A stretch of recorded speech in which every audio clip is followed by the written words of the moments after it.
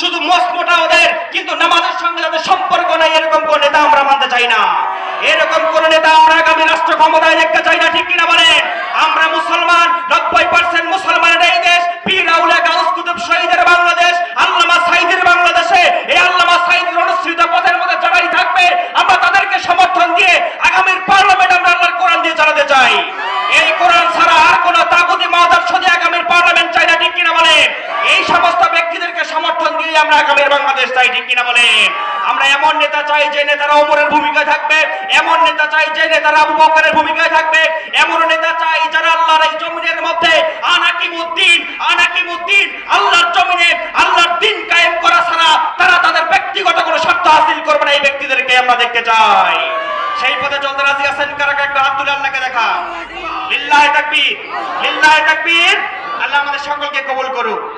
আরো জোরে বলেন আমিন।